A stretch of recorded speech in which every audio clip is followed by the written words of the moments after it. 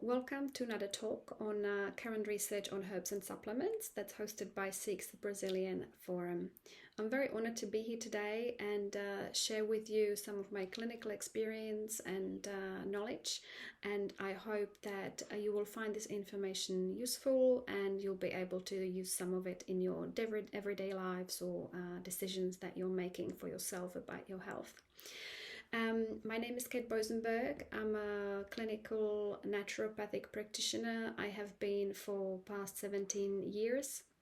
I'm also director of School of Naturopathy in Prague, Czech Republic, and a president of Czech Naturopathic Society, that is a National Naturopathic Association in Czech Republic. Today I have prepared a talk about broccoli and its active constituents, sulforaphane and indole 3-carbinol. I doubt that broccoli needs much of an introduction. Hopefully it's a vegetable that appears on a plate of every family at least a few times a week. But maybe just a few more interesting facts to start off with. So you probably know it's part of Brassica family. That is a family that also holds cabbage, cauliflower, mustard leaves, kale, and many others. You do probably know it's got a very specific smell, sulfur smell, and that's the active constituents that we're going to be talking about. Broccoli originates from Italy more than 2,000 years ago, and actually it thrives in moderate to cool climates, autumn and winter. And it is estimated that we eat globally over 30 million tons every year. And something I didn't know when I was preparing this talk is that broccoli actually has to be hand harvested. There's no machine that can harvest broccoli, so it's a lot of broccoli heads to collect for us. There are many varieties that you can choose from, although there is generally just one or two that are prevalent in the supermarkets that you can find, but there are quite a few. So if you do have a garden, go and research, and maybe you might find some interesting varieties to try out.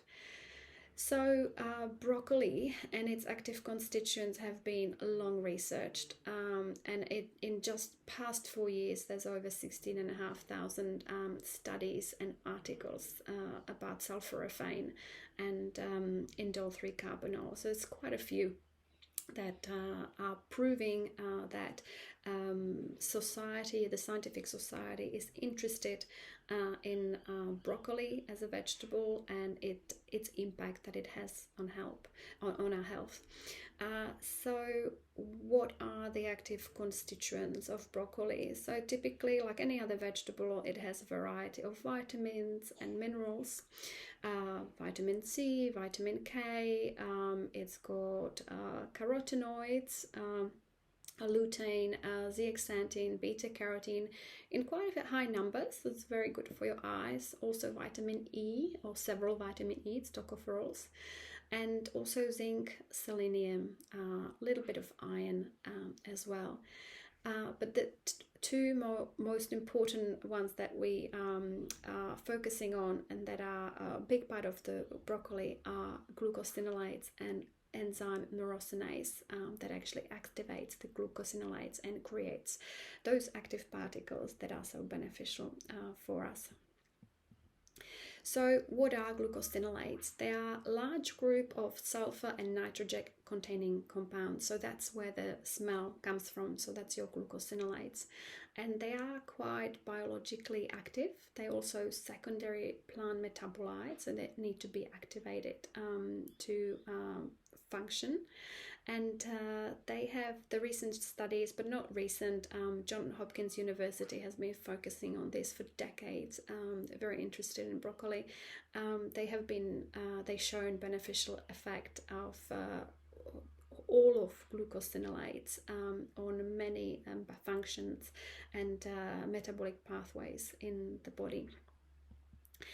And the myrosinase, it's an enzyme. It's an enzyme that catalyzes the glucosinolates and basically makes them active,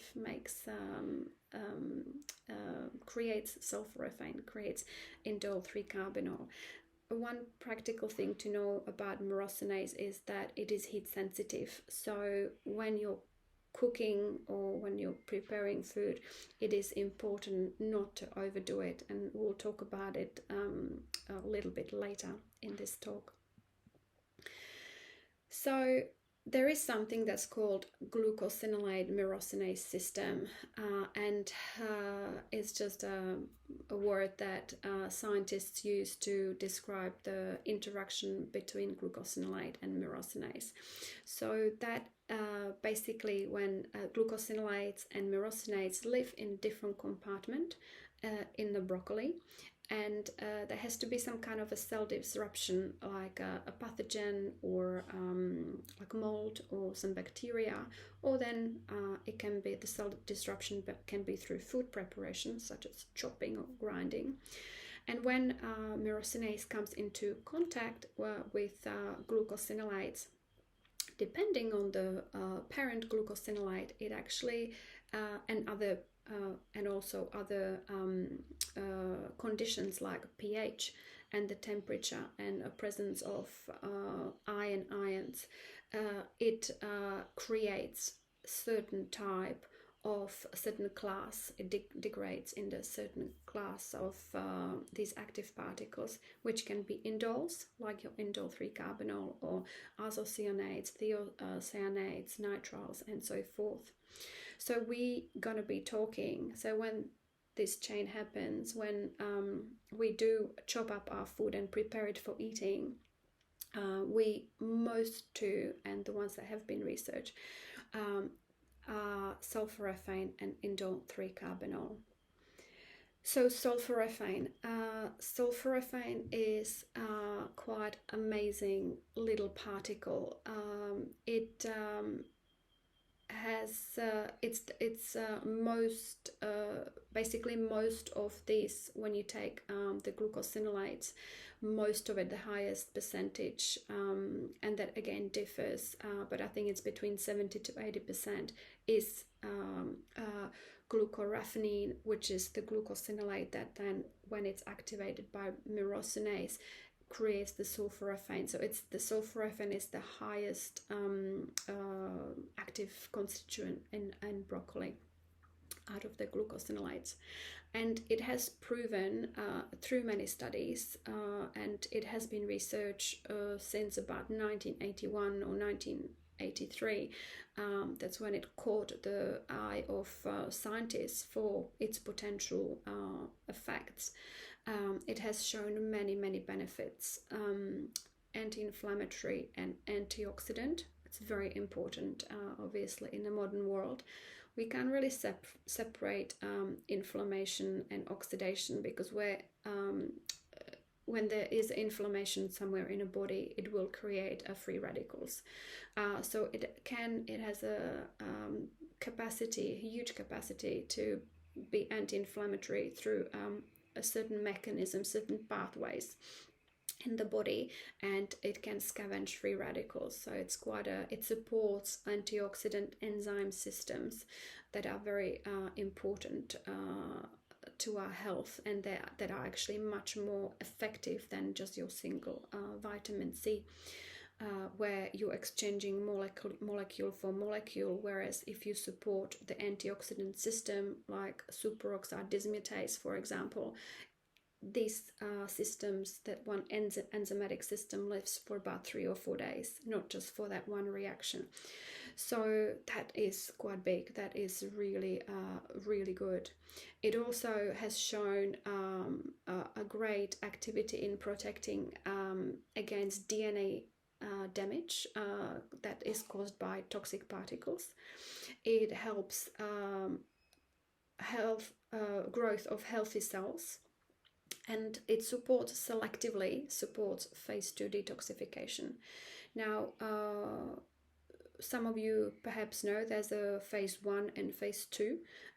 For those of you that don't, very quickly, any toxic particle that comes into the liver is metabolized through 2 phases. The first phase makes it more toxic and more reactive, more free radical, and the second one neutralizes it. So this second one, basically sulforaphane, supports this second one, the neutralizing. That's really important. Lately, in the last decade, there has been lots of research into sulforaphane and its role in diabetes and metabolic health, and it has been proven that it can normalize blood sugar levels, it can help prevent diabetes, it can help treat diabetes, it helps with fatty liver, it helps with obesity. For people that already have diabetes, it helps prevention of other unwanted side effects of, or not side effects, but other damage that happens through the body, like the retinal damage, neuropathy, when you stop feeling your fingers or toes. And also it helps kidneys to supports kidney health, which in diabetes obviously is a massive risk factor as well. It has been shown for its very beneficial, it's been used in neurological disease prevention. So any neurological disease, Alzheimer's disease, it's one of the few particles that can actually cross blood-brain barrier and get into the central nervous system and help to protect brain through the anti-inflammatory effect again and antioxidant. So that's really, really important and really good news as well. It helps with gastrointestinal disorders. It's been used in effectively in disorders like ulcerative colitis and other inflammatory diseases. And probably all of us have heard about its anti-carcinogenic effect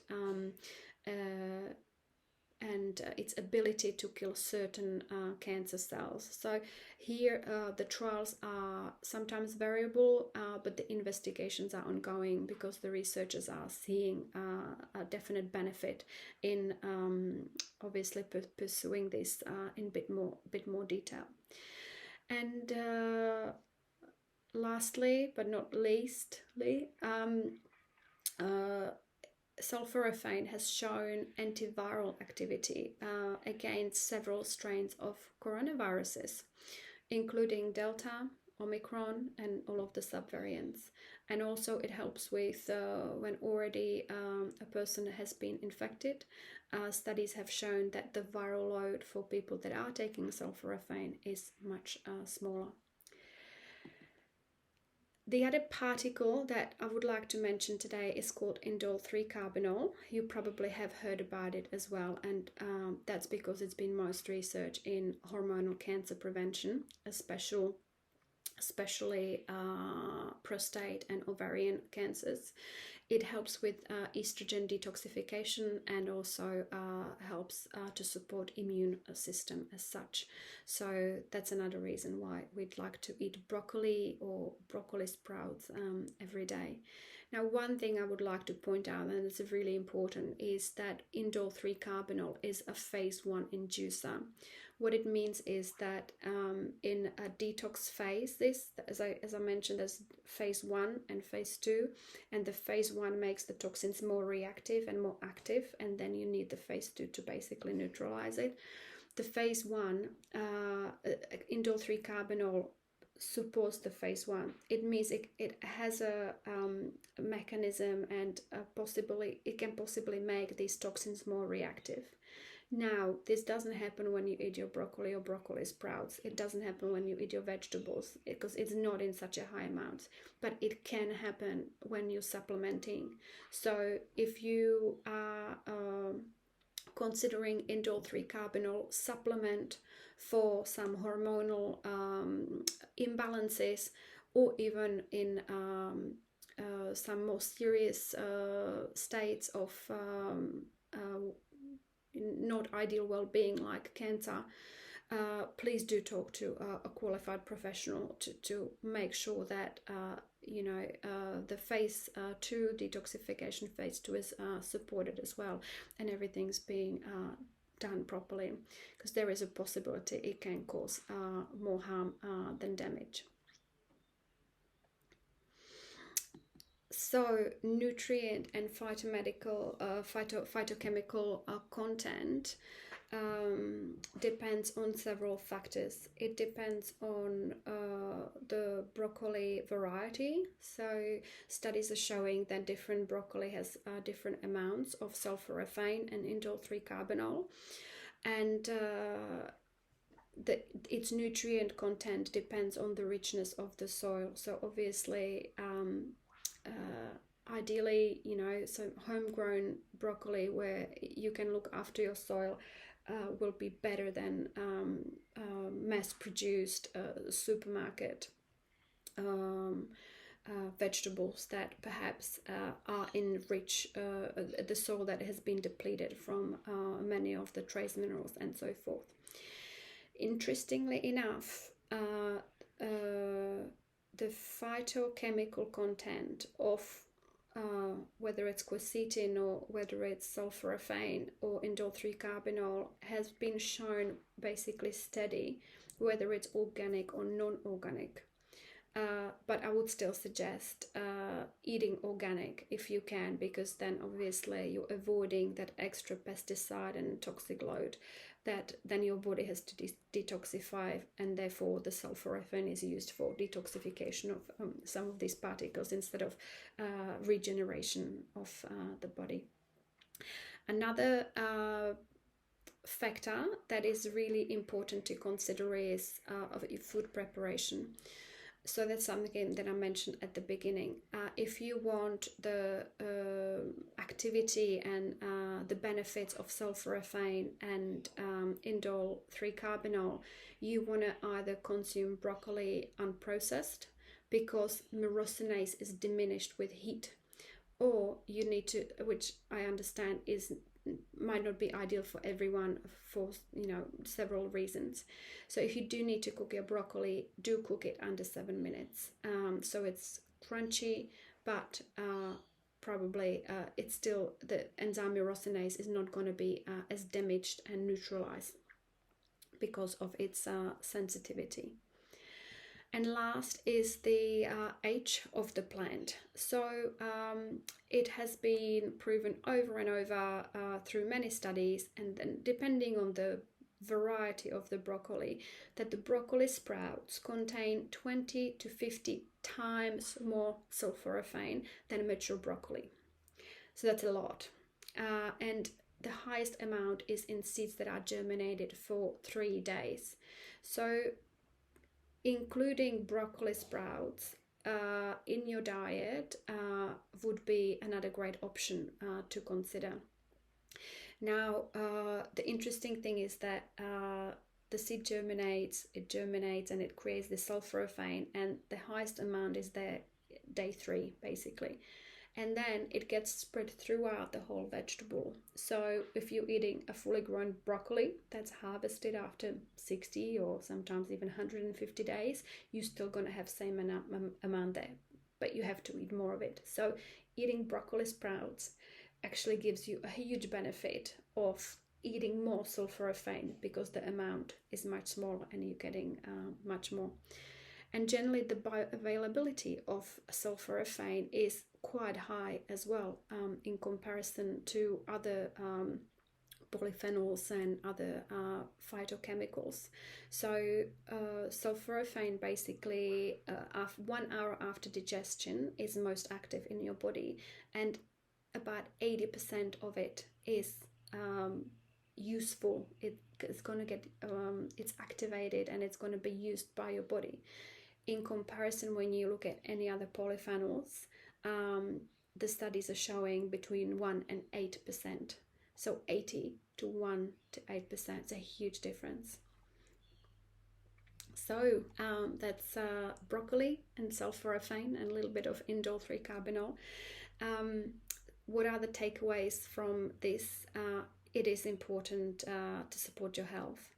because the modern world is offering us a lot of toxins and chemicals through air and water and food, and obviously oxidation and inflammation are fundamental to most chronic condition, and they do alter cell function.